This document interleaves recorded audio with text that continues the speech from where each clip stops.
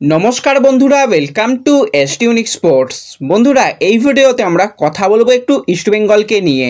ইস্টবেঙ্গল জোর কদমে প্রস্তুতি পর্ব চালাচ্ছে, সেখানে কিন্তু তাদের ম্যাজিশিয়ান এবার চলে এলো, সেই নিয়ে আলোচনা রয়েছে। জিকসান সিংকে নিয়ে কিন্তু কিছু আপডেট দেওয়া রয়েছে। ইস্টবেঙ্গলের আজকে সিএফএল এর ম্যাচ নিয়ে কথা বলার সাথে সাথে ট্রান্সফার আপডেট নিয়েও আমরা কথা বলবো এই ভিডিওতে। তাই ভিডিওটা শুরু থেকে শেষ পর্যন্ত দেখো, আর ভিডিও ভালো লাগলে সকলে একটা করে লাইক করে দিও। আর যারা চ্যানেলে প্রথমবারের জন্য এসেছো, মনে করে চ্যানেলটাকে সাবস্ক্রাইব করে তার পাশের বেল আইকনটাকে অন করে রেখো, তাহলে তোমাদের প্রিয় দলের খেলার সমস্ত আপডেট তোমরা এখানে পেয়ে যাবে। তো চলো আর দেরি না করে ভিডিও শুরু করা যাক। তো প্রথমেই যদি আমরা সিএফএল এর ম্যাচ নিয়ে কথা বলি, যেরকমটা তোমাদের জানিয়েছিলাম, কলকাতা কাস্টম দলটা কিন্তু যথেষ্ট একটা কঠিন প্রতিপক্ষ ইস্টবেঙ্গলের জন্য হবে, এবং ডার্বি ম্যাচের পরের ম্যাচ সবসময়ই কিন্তু কঠিন হয়ে এসেছে, আমরা দেখে এসেছি। সেই রকমই কিন্তু আজকে ম্যাচ হয়েছে। ইস্টবেঙ্গল বেশ কিছু জায়গায় পজিটিভ আক্রমণ করেছিল প্রথম দিকে। প্রথম 10-15 মিনিটের মধ্যেই কিন্তু ইস্টবেঙ্গল গোলের সুযোগ দু একবার ওপেন করে ফেলেছিল, এবং অবশ্যই প্রশংসা করতে হয় কলকাতা কাস্টমসের গোলকিপার। তো গোলকিপার কিন্তু বেশ কয়েকবার বেরিয়ে এসে ভালোভাবে কিন্তু বলগুলোকে সেক্ষেত্রে আটকে দিয়েছিল। তো শুভম সেন কিন্তু বেশ ভালো ফুটবল খেলেছিল, এবং জেসিনটিকে প্রথম দিক থেকেই কিন্তু বেশ ছটফট করছিল, মাঝমাঠ থেকে কিন্তু বল যাচ্ছিল তার কাছে। হীরা মণ্ডল কিন্তু বেশ কয়েকবার ভালো ওভারল্যাপিংয়ে গিয়েছিল, এবং এই জায়গাতেই কিন্তু যেটা নতুন প্লেয়ার এবং প্রথম ম্যাচ খেললো মুসাফ, তো মুসাফের খেলা আরেকটু মনে হয় বেটার হতো। প্রথম দিকে বেশ কিছু ক্রস সে ফার্স্ট হাফে খুব একটা ভালো করতে পারেনি, এবং মোটামুটি ইস্টবেঙ্গল ফার্স্ট হাফে ভালো ফুটবল খেলেছিল, সেকেন্ড হাফে কয়েকটা পরিবর্তন করা হয়েছিল। তো সায়নকে তো আমরা আশা করেছিলাম যে সায়ন হয়তো খেলবে না, কারণ কালকেই সায়নের দিদির বিয়ে ছিল, তারপরও সায়ন মাঠে এসে খেলেছে, এটাই কিন্তু অনেক। এবং সে যতক্ষণ খেলেছে মোটামুটি ভালোই ফুটবল খেলেছে। আরও কিন্তু প্লেয়ারদের থেকে কিছু ক্লিনিক্যাল ফিনিশ আশা করা উচিত। তারা কিন্তু যেরকম ফুটবল খেলেছে, কিন্তু আজকে অপোনেন্ট টিমে কিন্তু কলকাতা কাস্টম তাদের লক্ষ্যই ছিল যে আমরা ম্যাচটাকে আটকে দেব, এরকম একটা লক্ষ্য নিয়ে খেলছে। সেই জায়গাতেই আজকে ইস্টবেঙ্গল ভালো খেলেছে, আরও কিছু জায়গায় ভালো করতে হবে, ভালোর তো শেষ নেই, এবং সেগুলো যদি করা যায় তাহলে কিন্তু পরবর্তী সময় অবশ্যই ইস্টবেঙ্গল ভালো রেজাল্ট করতে পারবে। আজকে দুটো দলই কিন্তু গোলের মুখ দেখতে পায়নি।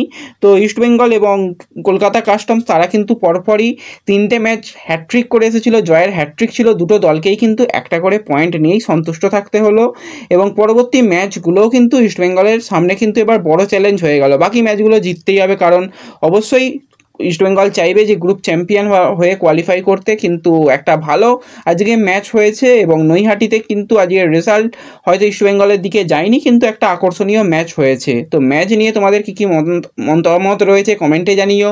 হীরা মণ্ডলের পারফরমেন্স বা মাঝমাঠের প্লেয়ারদের ইস্টবেঙ্গলের পারফরমেন্স নিয়ে কি বলার রয়েছে অবশ্যই কিন্তু কমেন্টে জানিও।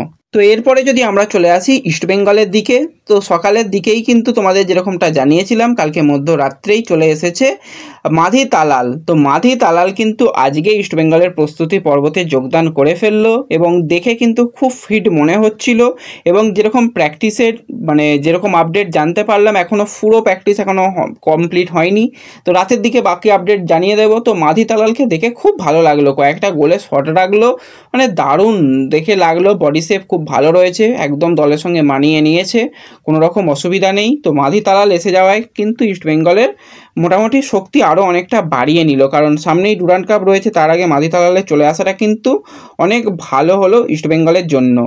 এবার যদি আমরা কথা বলি একটুখানি জিকসানকে নিয়ে, তো জিকসানের ব্যাপারে তোমরা মোটামুটি সবাই জেনে গেছো যে জিকসান ইস্টবেঙ্গলে আসছে, বড় একটা চুক্তি করা হয়েছে 3+1 ইয়ারের ডিলে, কিন্তু সেই ইস্টবেঙ্গলে আসছে। বাদবাকি আপডেটও তোমাদের জানিয়ে দিয়েছিলাম।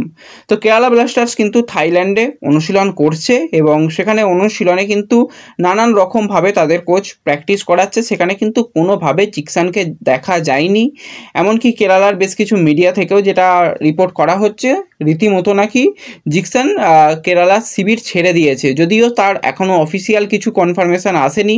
অফিসিয়াল কনফার্মেশনের দিকে কিন্তু আমরা অবশ্যই নজর রাখবো। কিন্তু কেরালার প্র্যাকটিসে জিকসান সিংকে কালকেও দেখা যায়নি, আজকেও দেখা যায়নি, এবং কালকে খুব সম্ভবত কেরালার একটা প্র্যাকটিস ম্যাচ ম্যাচ রয়েছে সেই ম্যাচের দিকেও আমাদের নজর থাকবে, সেখানে জিকসানের নাম রয়েছে নাকি জিকসানের নাম ছাড়া বা জিকসানকে ছাড়া তারা খেলতে নামছে।